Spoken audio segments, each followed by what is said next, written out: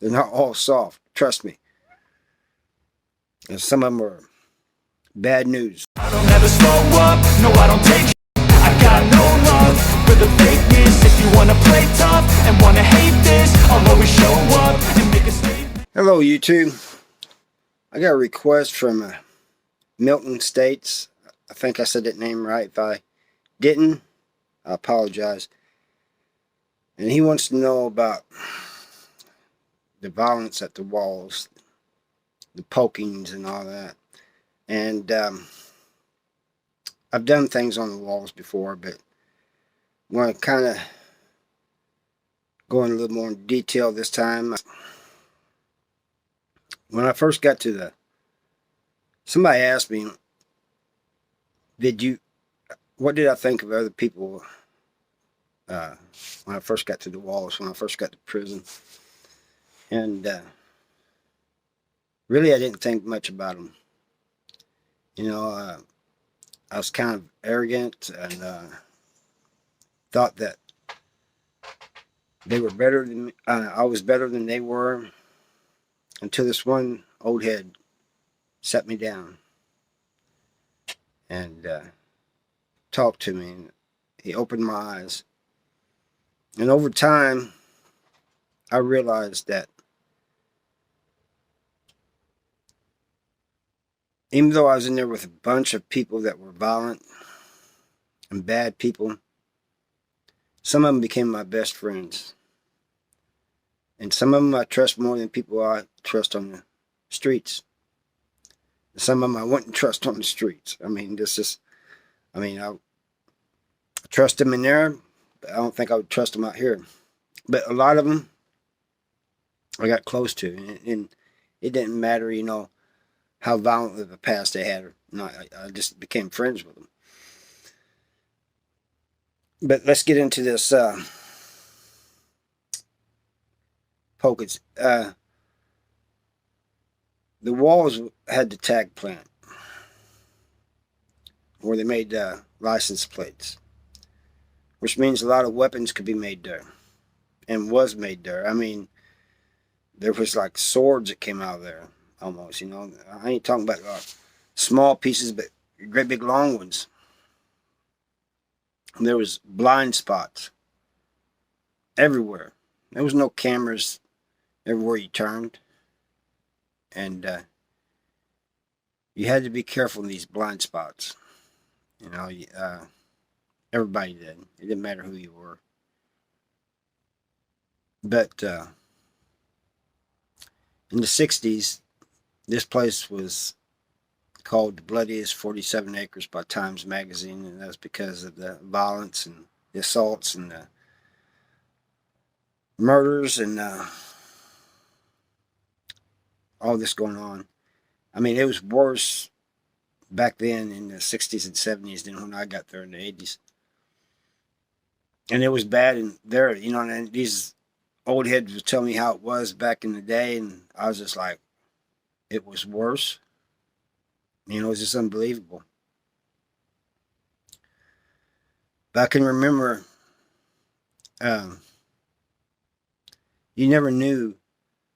You always had to be on guard, aware at all times. And imagine that. And I mean, I'm still like that kind of. You always had to be aware of your surroundings and be aware of what's going on around you at all times. I mean, you heard the expression, sleep with one eye open. You literally did. I mean, the slightest sound would wake you. That wasn't natural. I mean, there was always sounds in the prisons. You know, it is open. Yeah, bars in the front. So you got used to the regular sounds, but any sound that was different woke you. You know, just Sally moving in his sleep would wake you. From jumping down off the bunk or whatever. And it was just, I remember one day when I lived on 5 Walk, I remember going to breakfast one morning, and there was a guy laying on the walk and stepped over him, and you just keep going, and you didn't stop.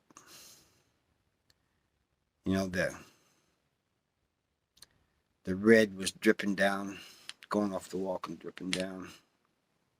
I don't know if it was hitting anybody or not. Didn't care. I just wanted to keep going. I grabbed the rail in case I stepped in it. I didn't want to slip because it happened to me once. I almost fell. It'd be amazing how slick blood is on the concrete.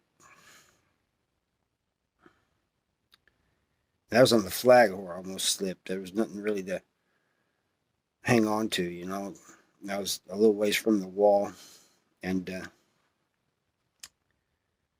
that's why you always pay attention, everything. I remember getting put in the hole once, and they putting this guy next to me in the cell next to me, and I seen him when he went by, and when they took him to the hole, and his whole midsection was wrapped up, and I'm thinking, wow, man, because I'd been poked before, and I wasn't wrapped up like that. And so he gets in there, and it's none of my business, so I ain't gonna ask him. I barely even knew him. I mean, I'd seen him a few times, and I think I might have said one or two words to him, but I really didn't know him that well. So he knocks on the wall. He says, "Hey, neighbor, you young blood, come here." I said, "Yeah." He goes, "I seen you." He was kind of laughing. I had no idea what he thought was funny, but he said, "I saw you kind of looking." He said, "Curious what happened?" I said, "Well, of course I'm curious, but it's none of my business, I mind my own." He goes, "Well, I'll tell you, He goes, "You ain't gonna believe this." He said, "They moved this gay guy in the cell with me." Because now I was trying to get a partner of mine moved down there in the cell with me, but he said, we got to go through the paperwork and all of this and that, and so in the meantime they moved him in there, and he goes, "A lot of people like me would just refuse, say no." But he said, I went ahead and let him in, and I told him, "Here's the rules. You don't bring anybody in the cell. You ain't doing any of that stuff in here. Take that stuff somewhere else." And he said, later that night, just as I was going to sleep, said the guy wetted me up several times. And he said, he goes, "I guess he called the guards," and he said, because the guards came down there and they cuffed him and pulled him out. And he said, as I was taking me out, he goes, he had the nerve to blow me a kiss. I said, "See ya." Years later, people would tell me, they'd see some gay person or something, or some boy, and they'd call him soft or punk or something like that. And I said, they're not. They're not all soft. Trust me. And some of them are bad news. They'll hurt you. And a lot of these people I told this to, they didn't believe me, and they was right about a lot of them. You can just tell by looking at somebody and how somebody carries themselves, if they're able to handle themselves or not. But I told them, I said, you gotta be careful. And I always told them that story, and I always thought about that story. And then there's this other story. I told this one before. I was at the control center. and just waiting to go to a visit. And one side was medical, and the other side was a visiting room. And this guy comes staggering in there, white shirt, all red, holes all over it, saying he needed medical. It's kind of, he almost ran into me, staggered into me, and I kind of pushed him back with my hand. And they came out and took him down the hall to medical. But this happened all the time. This is not, back then, it wasn't a once in a while thing. It was every day, all day. The fights, pokings, it seemed like everybody had a piece, And it wasn't until that one guy told me that he was going to do me, and that I started carrying a piece. I mean, we fought. I told him I was going to take it away from him, his piece away from him, and shove it where the sun don't shine. And you may think, well, I was talking tough, but inside I was nervous. I was, a little worried, to say the least. So we started fighting, and I finally get it from him.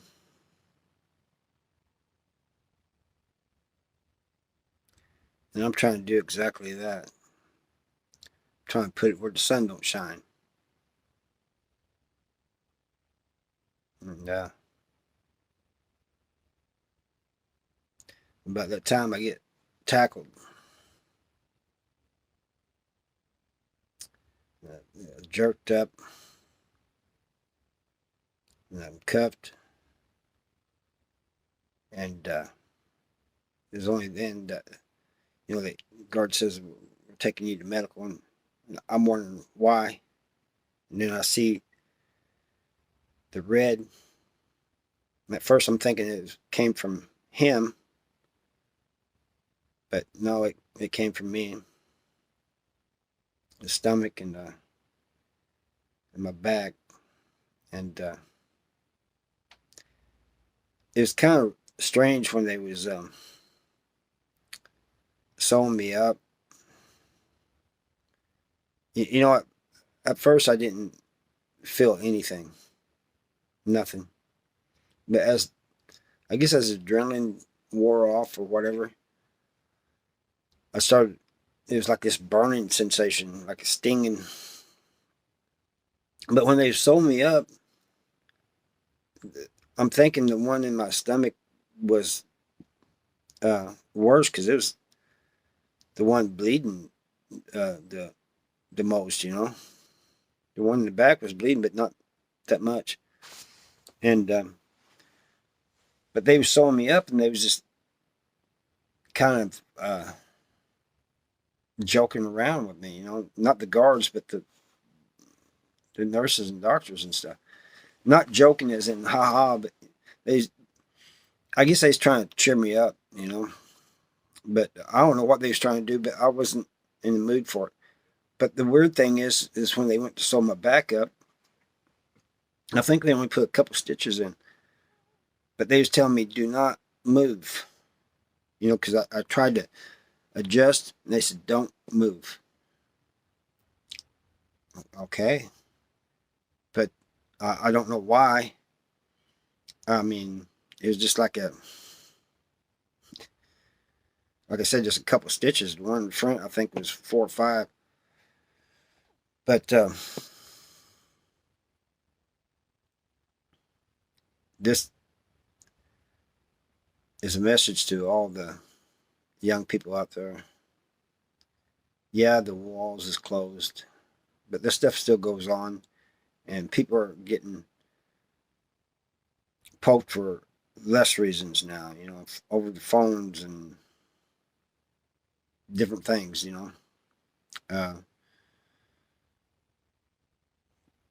there's no more walls. But there's other places in the United States that's just as bad, you know, that still have a high level of violence. And this is what you got to go through if you just remember. As one of my subscribers, a guy I've gotten to really like and like talking to, Jay, has said that you're not walking out in that yard with your mommy and daddy or your lawyer. You're walking out in that yard alone. Especially if you're from a small town, you probably ain't going to know anybody in there. Maybe you will, maybe you won't, but this is, that's not a life to live, guys. I mean, some people were kind of made for it. So, if they grew up in a violent area, they go in there. It's just kind of like a continuation. But people like me, we weren't made for that, But like I said, I got to know a lot of good people back there. Well, I feel they was good people, They, at least they was good while they was in penitentiary, Yeah. Many people has helped me. I've told the story about Jim when I was told to I got into it with this guy, and they told me the way you have to handle your business, And I don't know how this happened, but as I'm getting into this guy, these guys was there just supposed to just to have my back, and next thing I know, I have a piece in my hand, and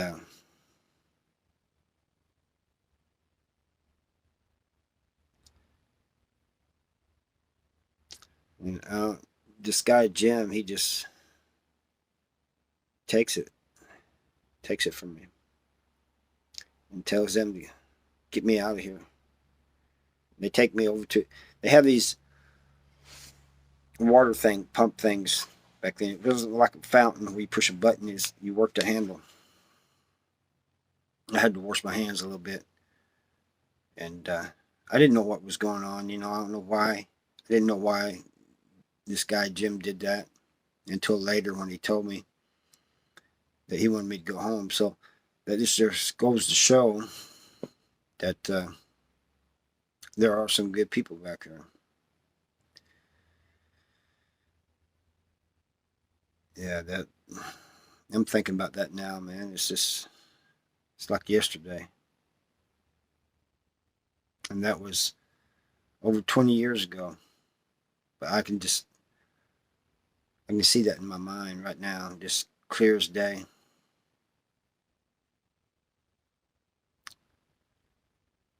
I wish I knew where he was at. I don't even know if he's alive yet.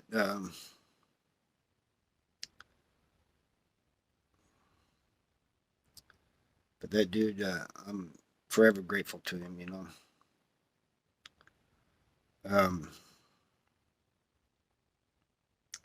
But this was every day, when I went back on a tour of that prison. We was in Three House, and this one woman says, "I wonder if any violence happened here." And I said, "Yeah." And this other guy did too. And so we started pointing out, this is where this happened. This is where that happened. Right here, guy got hit with a mop wringer. Because somebody was cleaning up from something that happened before. And the guy grabbed the mop wringer and hit somebody else. So we're telling her all this stuff, and she's just in disbelief. I'm not sure if she believed us, but anyway, when we went outside, they had tore down the chapel, and I asked the tour guide why. He said it didn't fit in with the the oldness of the, because it was a pretty new looking chapel. Excuse me. It didn't fit in with the newness of the, the oldness of the prison. They wanted that old look, so they kept all the old buildings and stuff, and took down all the ones that looked modern. But anyway, there's this grass area, and this old guy next to me says, oh wow, the grass is green. And there's a former CO there, and this woman, I think it was the same woman that was talking to us inside. She says, well, of course it's green. And this old man said, well, I remember when it was red. And the rest of us that had been in there, we knew what he meant. Now, he might have been exaggerating a little bit. I'm not sure. I do remember buckets of water being poured where there's blood on the grass, or on the paved areas, they'd wash it with buckets of 5-gallon buckets of water. Inside, they mopped it up. But she just had this look, and she just shook her head. I think she thought that what the tour guide was saying, what I had said, what this other guy had said, and what this old man had said was just making stuff up. And that's one reason I don't talk about it too much in depth to people in person, because I'm not sure if they'll believe in me. And but people like Jay and a few others that subscribed here, they'll tell you.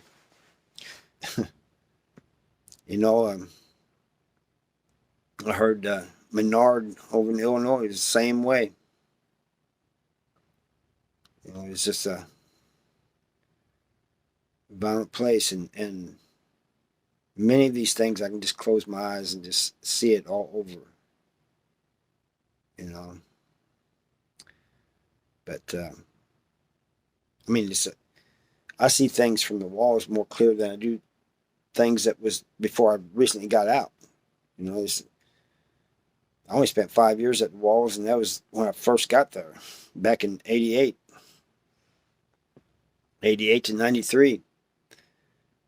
And a lot of stuff is clear as day, like the guy sitting at a table playing poker,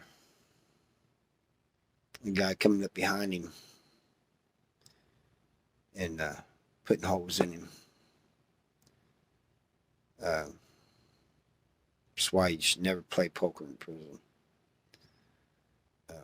It always ends bad,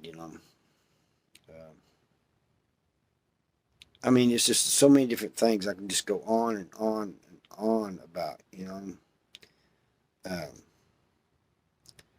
guards beating inmates. I've heard correctional officers say it don't happen or it hasn't happened. It has. I don't care what they say. They're just sticking up for the others. But there's some that will tell you that it does happen, There's some of them that no. There are correctional officers that have quit because of the BS going on, So, anyway, Milton States, I hope this answered your what you want me to talk about. And if you have any more questions, ask them in the comments. Be sure to subscribe, hit that like and comment. I like hearing from you guys, especially ex-cons. Even the ones that ain't ex-cons, because you guys have, the ones who are not ex-cons have questions I've never even thought of before. But those of you who are ex-cons, you know where I've been. You know what it's like. So you guys got great stories too. I can